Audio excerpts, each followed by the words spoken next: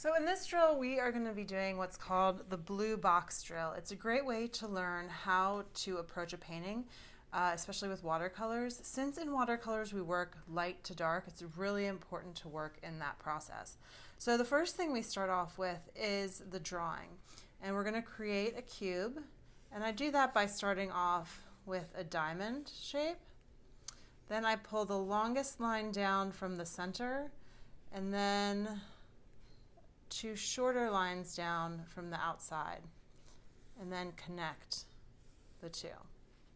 Then I'm going to draw a horizon line to set that cube on the ground, and finally, very lightly, a shadow. So now we're ready to start our painting. Now the trick with this, remember, is I said we work light to dark. So everything that is going to have paint on it is going to have a light wash on it. And we're just using blue. We're going to leave one thing white, and the important thing is with watercolors is you don't have a white paint. If you want to have anything white, you actually leave it the white of the paper. So when we start, you want to make sure that you mix up enough blue for to cover the whole picture. Remember, you can't mix it up again, so make sure that you mix up enough to fill the area that you want to fill. So I'm going to mix up quite a bit here. Remember, we want the first wash to be the lightest, so you're going to add a lot of water compared to paint. When you're ready, load up your brush. Oops, and I kind of want this at an angle. Before I start, I'm actually going to add something underneath my board to give it a slight angle. Just like that. Just a slight angle. So gravity pulls the paint down. So I'm going to start at the top, load up my brush. And do you see how light of a wash that is? I might have gotten a little carried away with the water, but it will work. Now remember, we're going to cover everything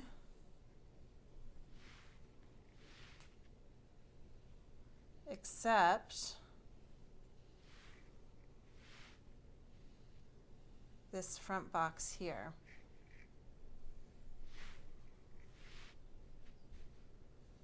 So we outline it and bring it over. Outline and bring it over. And remember, we practice this in the drills, and so you use this technique a lot. Remember, you work simultaneously on either side, so they're equal in color and tone.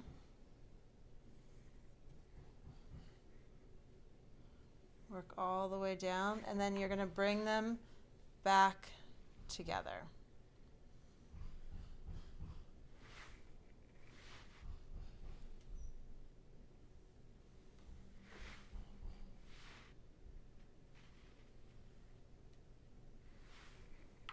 Just like that. Remember, when you get to the bottom, where you have the drip,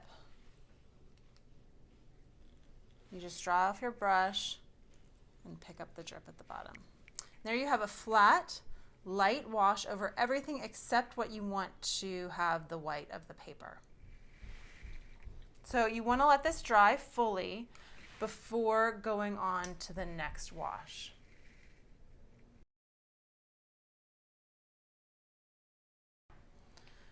So the next wash needs to be a little bit darker than the first because you're building up by using tones.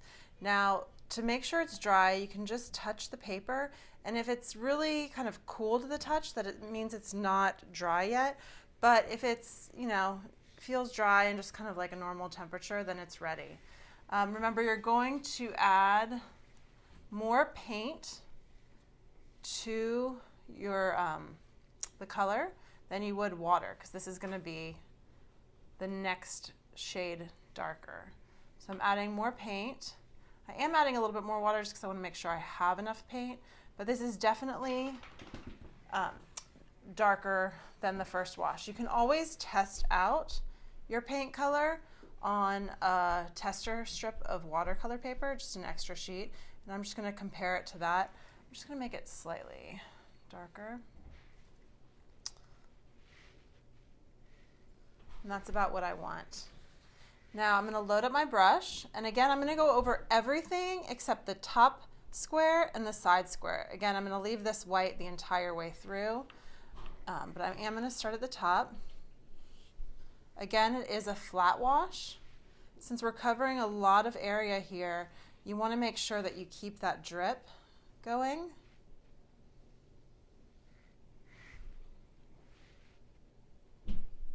Again, I'm going to outline here,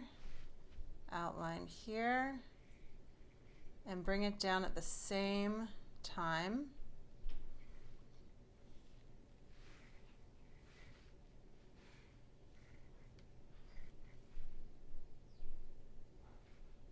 Now we are going into that back square, so you want to make sure that you outline that and bring it over.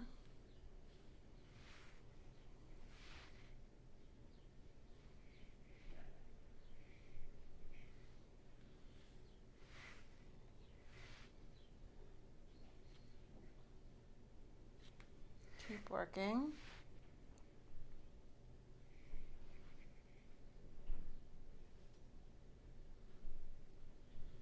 And then bring it all back together again.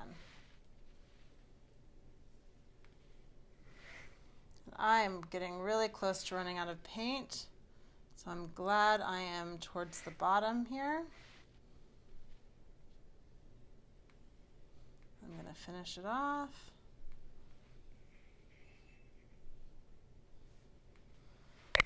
And there we go. So we're going to let this dry, and then we'll move on to the next darkest shade.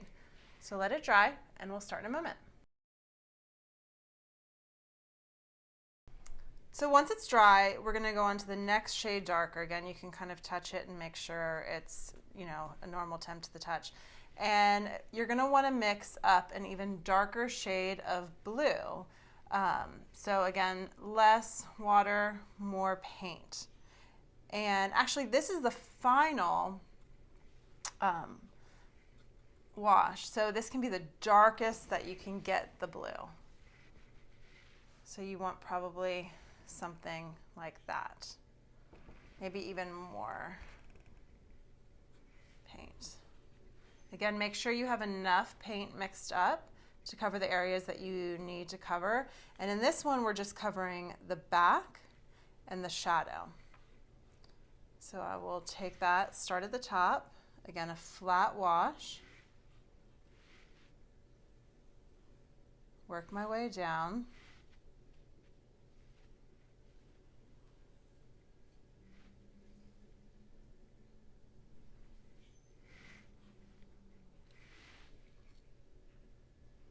outline, and we're only bringing it to the horizon line.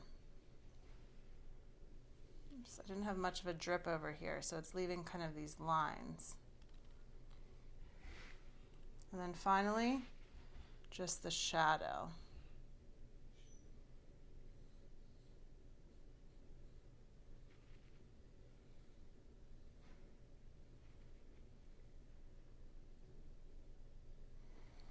And there you go. That is the blue box drill, working light to dark, leaving white spaces, the white of the paper, and avoiding them, and going around shapes. It starts to make a three-dimensional picture that you can see just by having tones and different shades of the blue. And there you go. When you take off the tape, you'll have a beautiful, completed painting. Let's take a look quickly.